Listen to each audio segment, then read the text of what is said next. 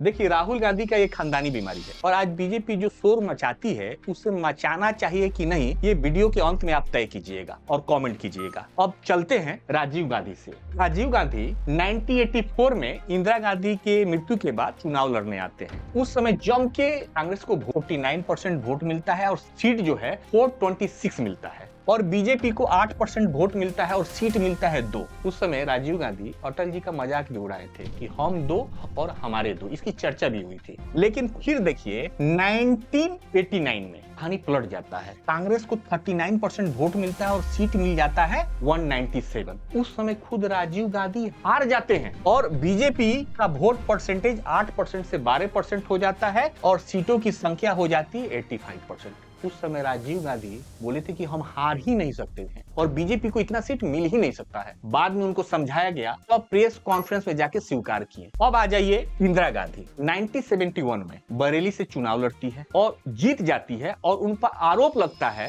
कि सरकारी मशीनरी का दुरुपयोग करके जीती है। जो उनके विपक्ष में खड़ा था कैंडिडेट, वो चला जाता है इलाहाबाद हाई कोर्ट और 6 साल बाद ये प्रूफ हो जाता है कि इंदिरा गांधी सरकारी मशीनरी का उपयोग की थी और 6 साल के लिए उनको किसी भी चुनाव लड़ने पर रोक देती है इलाहाबाद हाई कोर्ट। उसके बाद ये क्या करती है? ये करती है कि देश में इमरजेंसी लागू कर देती है। बहुत बवाल मचता है। अब आ जाइए पंडित नेहरू की। 1952 में पहला आम चुनाव होता है और यूपी के ही रामपुर से खड़ा रहते हैं मौलाना आजाद और वो 20,000 वोट से हार जाते हैं। और जब पंडित जवाहरलाल नेहरू को ये पता चलता है, उस समय यूपी के सीएम थे गोविंद बल्लभ पंत, उनको फोन लगाते हैं और बोलते हैं कि हो ही नहीं सकता है कि मौलाना आजाद हार गए, उनको जिताना है। उस समय जो वहाँ के सीएम थे वो बोलते हैं कि अरे वो तो 20,000 से डिक्लेयर हो चुका है, डीएम डिक्लेयर कर चुका है और वहाँ जो जीते हैं कैंडिडेट वो जश्न मना रहे हैं। तो बोले हैं कि अगर ऐसा हुआ तो मुख्यमंत्री नहीं रहोगे और डीएम की भी नौकरी जाएगी। तो अब देखिए क्या खेल हुआ था। उस समय होता क्या था कि कैंडिडेट के नाम से बॉक्स होता था और उस समय चुनाव चिन्ह नहीं होता था और नाम के अनुसार सिर्फ बैलेट पेपर उस बॉक्स में डालना रहता था।